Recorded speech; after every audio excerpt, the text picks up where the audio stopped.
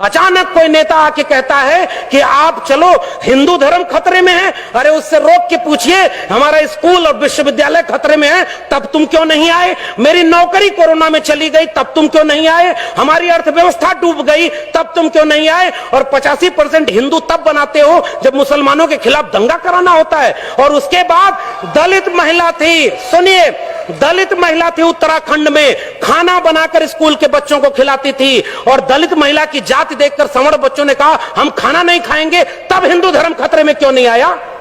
यह मेरा सवाल है। उस महिला की जाति देखते हो क्योंकि वो दलित है इसलिए हम खाएंगे नहीं?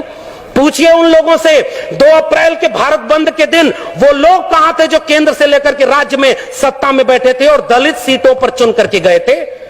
पूछिए उन लोगों से 13 पॉइंट रोस्टर आया तो वो कहां थे? पूछिए उन लोगों से नई शिक्षा नीति के नाम पर जब सब बेचा जा रहा है और आज आप कह रहे हो पाकिस्तान कब्रिस्तान।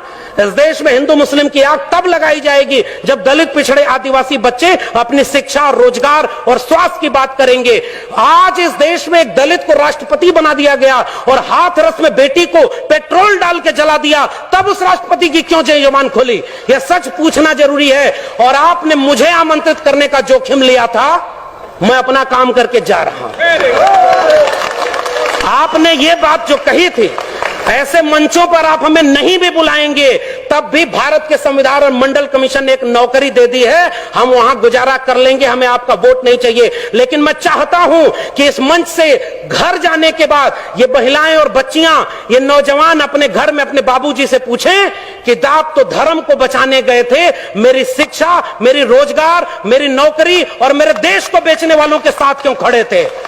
ये सवाल आपसे पीढ़ियां पूछेंगी।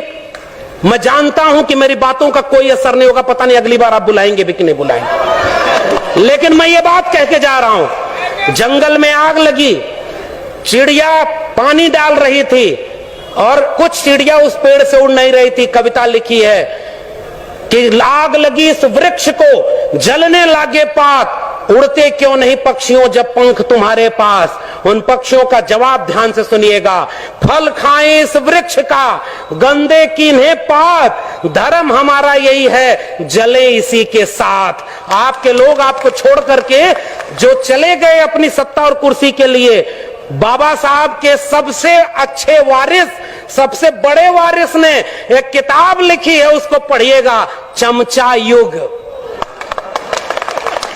उस किताब में कई किस्म के चमचे लिखे हैं।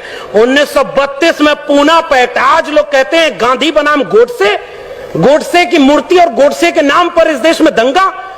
बाबा साहब ने कहा, और यह बात हमें समझनी चाहिए, अपने पुरखों का केवल नाम लेके फोटो पर माला चढ़ा रहे हैं, नौजवानों की पीढ़ी को समझाइए, नहीं तो कल को आज रामायण देख रहा है टीवी पर, कल राम मंदिर बनवाने चला जाएगा, आपका घर लुट जाएगा, वहां आप खड़े हैं। तब डॉक्टर अंबेडकर रोए थे, पूना पैक्ट जब करके आए। गांधी को 3 गोलियां मारी थी उन लोगों ने जो आज शासन कर रहे हैं। वो हमसे कहते हैं हमारे पुरखे ने गांधी की जान बचाई है, उन्होंने 3-3 गोलियां गांधी के सीने में मारी है। हम वो लोग हैं। और आखिरी बात कह के जा रहा हूं, इस देश में बहस चला रही है गांधी बनाम गोडसे, आप गांधी के साथ हैं कि गोडसे के साथ हैं? मैं कहता हूं गांधी बनाम गोडसे में हम गांधी की हत्या करने वाले नहीं, गांधी का जीवन बचाने वाले डॉक्टर अंबेडकर के साथ हैं। पेरियार ईवी रामास्वामी नायकर और गांधी की बहस में हम पेरियार के साथ हैं। भगत सिंह और गांधी की बहस में हम भगत सिंह के साथ हैं। हम डॉक्टर अंबेडकर और गांधी की बहस में गांधी की नहीं डॉक्टर अंबेडकर के साथ हैं। और गांधी और लोहिया की बहस में हम लोहिया के साथ हैं। ये हमारी विरासत है। आने वाली पीढ़ियां हमसे पूछेंगी साहब कि जब देश लुट रहा था, आपके बच्चों का भविष्य बर्बाद किया जा रहा था, दंगाई बनाया जा रहा था, तब आप क्या कर रहे थे? वो जो चिड़िया जंगल में आग लगी थी ना, तो चोंच से पानी भर के उस आग पर डाल रही थी। एक कुर्सी से बिक करके हम चमचे हो गए। मान्यवर साहब की बात कर रहा हूं, अपनी बात तो कह भी नहीं रहा। मान्यवर साहब ने कहा कि कई किस्म के चमचे हैं, उसमें ओबीसी चमचों की भी बात की गई थी। कुछ ओबीसी लोग ऐसे भी थे, मुख्यमंत्री कुर्सी चली गई और घर जब गंगा जल से धुलवाया गया तब उनको समझ में आया, अरे हम तो अगड़ा समझते थे, ये तो पिछड़ा है। हमें तो सबका सच कहना है ना। एक हाथ में जय भीम, जय मंडल और दूसरे हाथ में परशुराम की कटार, ये कभी नहीं चलेगा, वरना पीढ़ियां आपको माफ नहीं करेंगी। विष्णु मंदिर, परशुराम मंदिर बनवा के, बहुजन से सर्वजन करवा के आप क्या अपने आने वाली पीढ़ियों को जवाब दे पाएंगे? आपके विचारों से लड़ाई है। एक तरफ 1925 में बना एक संगठन है जो इस देश को हिंदू राष्ट्र बनाना चाहता है, और एक तरफ 1924 में बना समता सैनिक दल है। पूछिए आप कहां खड़े और वो कहां चले गए? क्यों नहीं बाबा साहब का बनाया हुआ यह संगठन 85% लोगों का राज, जिन्होंने इस देश को हाथ से काम दिया, उन्हीं लोगों को आज यूनिवर्सिटी में बैठकर एनएफएस किए जा रहे हैं। कितने लोग संसद और विधानसभा में बैठे थे वो आपके लिए लड़े?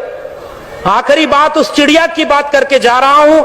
उस चिड़िया से पूरे जंगल के लोग, जंगल के पक्षी मजाक उड़ाते हुए कहे कि इतनी बड़ी आग लगी है जंगल में, देश बेचा जा रहा है, हिंदू राष्ट्र बनाया जा रहा है, अभी अयोध्या झांकी है, मथुरा काशी बाकी है किया जा रहा है, और तुम अपनी चोट से पानी भर रही हो। अलीगढ़ के इस सभागार में उपस्थित लोगों, आपसे यही कह के जा रहा हूं उस चिड़िया का जवाब। उसने कहा था कि मुझे पता है कि मेरी चोंच की एक बूंद पानी से ये जंगल की आग नहीं बुझेगी, लेकिन जब इस देश में, इस देश की आग का, इस जंगल की आग का हिसाब मांगा जाएगा कि जब आरक्षण खत्म कर दिया गया, जब निजीकरण के हाथों, अंबानी अडानी के हाथों पूरा देश बेच दिया गया, नई शिक्षा नीति में शिक्षा बेच दी, प्राइवेटाइजेशन में रोजगार बेच दिया, कोरोना में आपकी जान बेच दी, हिंदू हिंदू करके नफरत फैलाया गया, उस देश में पसमानदा तबके के लोगों से पूछिए, इस देश में नाई, जुलाहा, मोची, मल्ला जो पसमानदा बन के मुसलमान हुए, 300 लोग लिंचिंग में मारे गए, 300 में एक भी अपर कास्ट मुस्लिम नहीं है। ये कौन है 15% लोग जो पीछे खड़े होकर आपके बच्चों को दंगा कराने भेजते हैं, और गृह मंत्री का बेटा बीसीसीआई का चेयरमैन बनके करोड़ों रुपया कमा रहा है। आपके बेटे और उसके बेटे में यही फर्क है। तो वो चिड़िया, उसने यही बात कही थी कि मुझे पता है कि इस जंगल की आग से, मेरी चोंच के पानी से जंगल की आग नहीं बुझेगी, मगर इस आग का जब इतिहास लिखा जाएगा तो मेरा नाम आग लगाने वालों में नहीं, आग बुझाने वालों में शामिल होगा। जय भीम, जय मंडल, जय संविधान।